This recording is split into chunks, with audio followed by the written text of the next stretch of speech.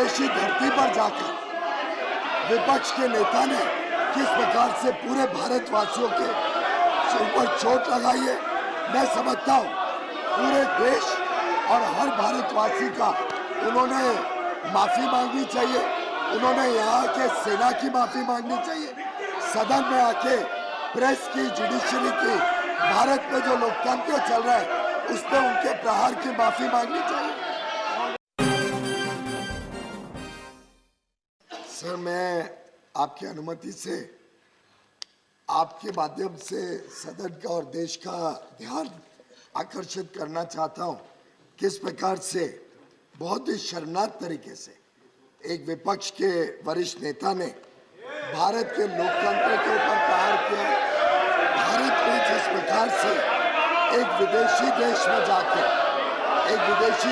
जाके जिस प्रकार से उन्होंने भारत की सेना का अपमान किया, भारत के सदन का अपमान किया, अध्यक्ष का अपमान किया, जिस प्रकार से उन्होंने प्रेस का अपमान किया, जुडिशरी का अपमान किया, और पूरे देश ने देखा कि विदेशी धरती पर जाकर विपक्ष के नेता ने किस प्रकार से पूरे भारतवासियों के ऊपर चोट लगाई है। मैं समझता हूँ पूरे देश और हर भारतवासी का उन्होंने माफी मांगनी चाहिए। उन्होंने यहाँ के सेना की माफी मांगनी चाहिए, सदन में आके प्रेस की, जुडिशरी की, भारत में जो लोकतंत्र चल रहा है उस पर उनके प्रहार की माफी मांगनी चाहिए।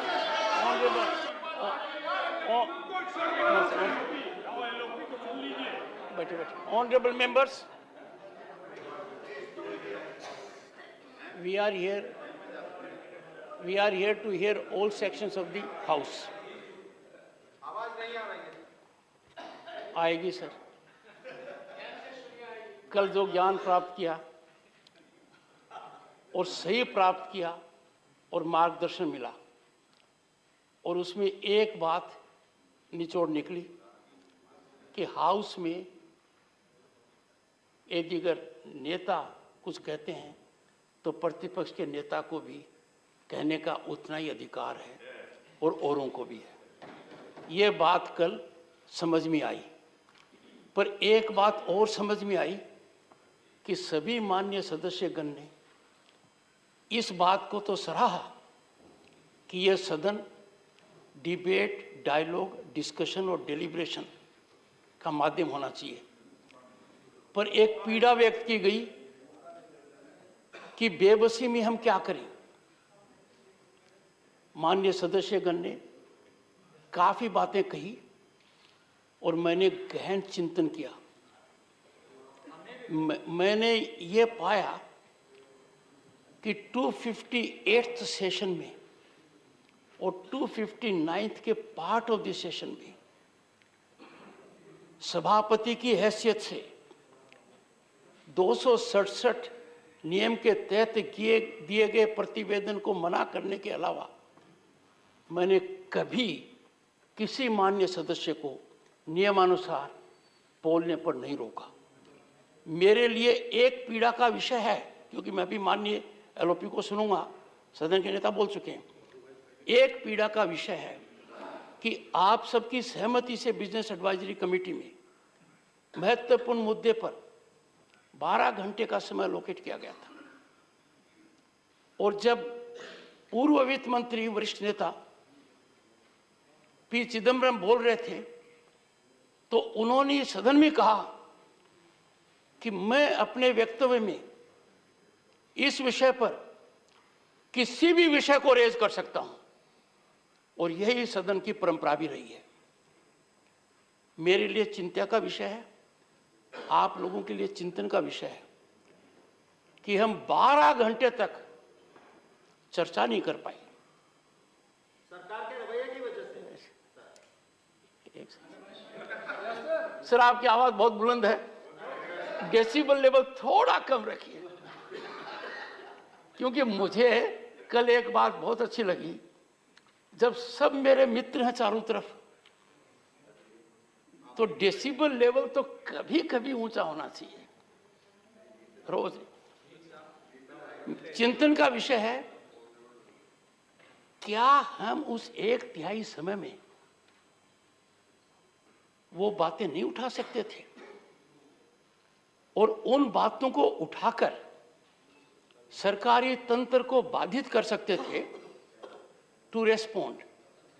मेरा आपसे अनुरोध रहेगा कि इस सदन में भारत की स्थिति को देखते हुए, we have unity in diversity, we are a blossoming democracy, अलग अलग मत होंगे, अलग अलग विचार होंगे।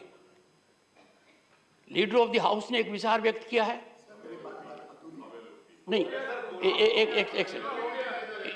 एक सेकंड, मैं लीडर ऑफ द हाउस को बोलने का अवसर दे रहा हूं और फिर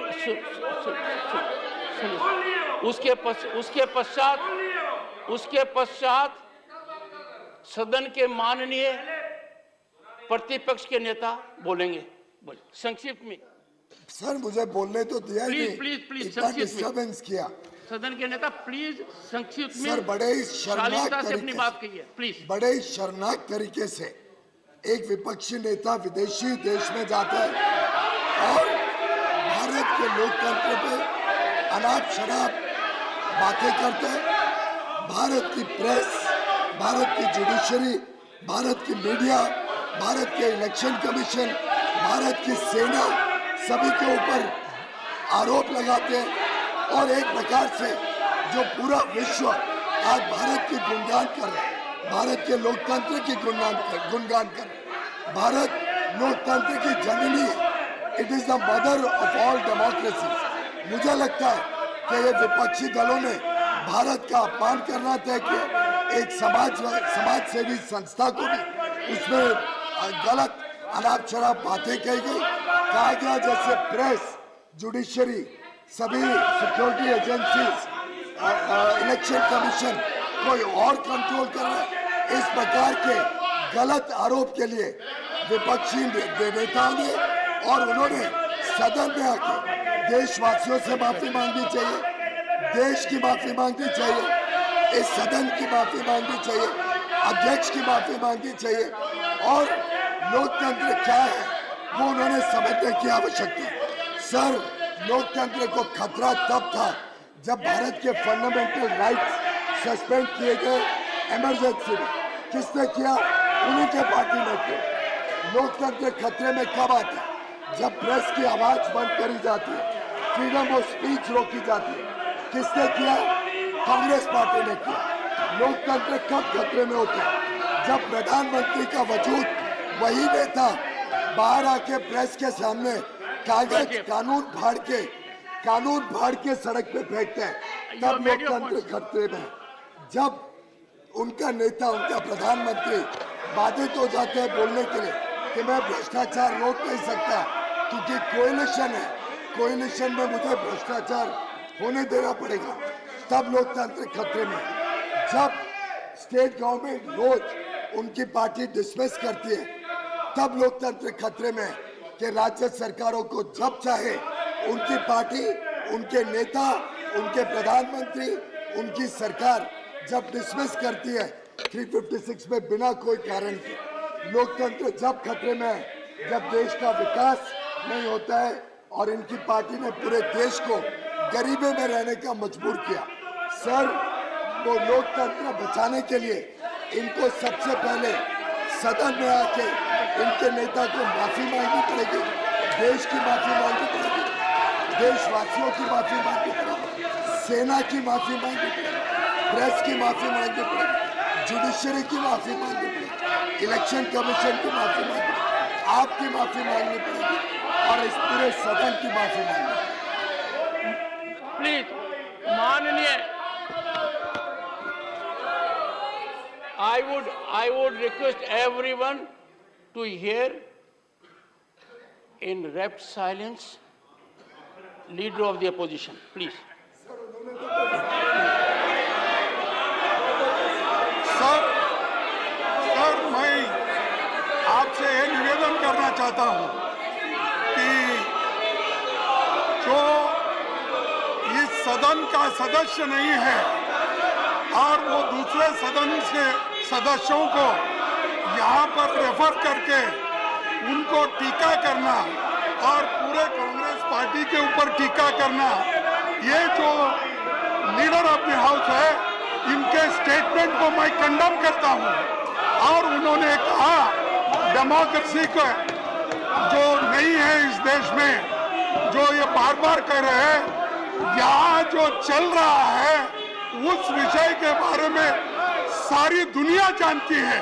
अगर हमने कुछ कहा कि डेमोक्रेसी यहाँ पर नहीं चल रही ठीक ढंग से, संविधान के अनुसार नहीं चल रही है, डेमोक्रेसी के उसूलों के तहत नहीं चल रही है कहना, और मैं ये कहना चाहता हूँ सर, मोदी साहब चाइना में जाके कहते हैं हिंदुस्तान में डेमोक्रेसी नहीं है, हिंदुस्तान बचा नहीं है, हिंदुस्तान 2